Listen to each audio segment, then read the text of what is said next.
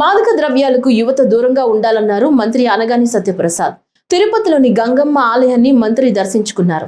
ఆలయ చైర్మన్ మహేష్ యాదవ్ మంత్రికి స్వాగతం పలికి ప్రత్యేక దర్శన ఏర్పాట్లు చేశారు. అనంతరం మాట్లాడుతూ రాష్ట్రంలో గంజాయి స్మగ్లర్లను ఉక్కుపాదంతో అణచివేస్తున్నామన్నారు. తిరుపతిని కూడా గంజాయి రహిత ప్రాంతంగా మారుస్తామన్నారు. గంజాయిని విక్రయించే వారిపై కఠిన చర్యలు ఉంటాయని హెచ్చరించారు. చాలా సంతోషం. అయితే గంగమ్మ జాతర అయిన తర్వాత తొలి మంగళవారం రోజున అమ్మవారిని ఈరోజు స్పెషల్గా తామర పువ్వులతో డెకరేట్ చేసిన రోజున దర్శించుకోవటం.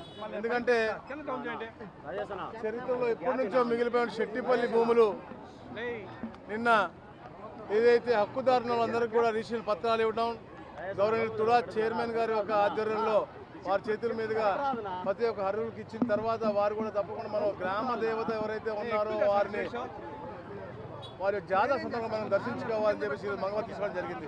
చాలా సంతోషంగా ఉంది. చాలా వైబ్రెంట్ వాతావరణంలో వచ్చిన ప్రతి పిలిగ్రిమ్స్ కూడా ప్రశాంతంగా వారి యొక్క మొక్కును తీర్చుకోవడం అవ్వచ్చు, లేకపోతే మొక్కుకునే ప్రక్రియ అవ్వచ్చు. బ్రహ్మాండంగా చూస్తారు. ప్రతి ఒక్కరు కూడా మాట్లాడుతూ ఉన్నాం, వాళ్ళు ఆనందంగా ఉన్నారు. ఈ రాష్ట్రంలో ఒక సుభిక్ష పరిపాలన ఉంది, ఒక సుఖవంతమైనటువంటి పరిస్థితి ఉంది. కాబట్టి అందరూ కూడా ఆర్థికంగా కూడా మెరుగైన జీవితాల పరిమాణాలు చూస్తూ ఉన్నారు. కాబట్టి ఒక మంచి వాతావరణంలో ఈరోజు మనం అందరు భక్తులు కూడా చూసాము. మనం చూస్తూ ఉన్నాం ప్రతిరోజు కూడా దాదాపుగా 50,000 మంది దాకా ఈ మంగళవారం రోజులు వస్తూ ఉన్నారు.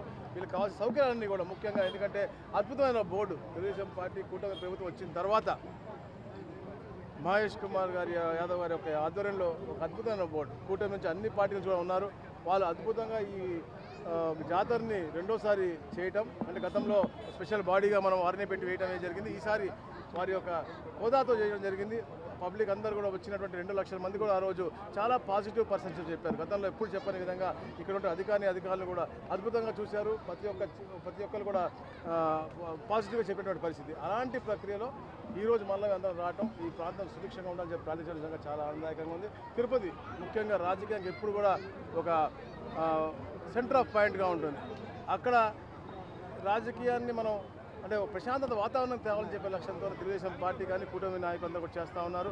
అన్ని గంజాయి రహిత, అలాగే ఎలాంటి అవకతవకలు లేనటువంటిది, లిటిగేషన్ లేనటువంటి తిరుపతిని తీర్చిదిద్దాలని చెప్పేసి గౌరవ ముఖ్యమంత్రి గారు ఎప్పుడు చెప్తూ ఉంటారు. కాబట్టి శెట్టిపల్లితో నాంది పలికి ఇక్కడ ఉన్న స్థలాల సమస్యలన్నీ కూడా రాబోయే రోజుల్లో దామిరెడ్డి సమస్య అవ్వచ్చు, శ్రీరాంపురము, పద్మావతి నగర్ అవ్వచ్చు, ఇవన్నీ కూడా సమస్యలు మేము త్వరలో మేము పరిష్కరించబోతూ ఉన్నాం.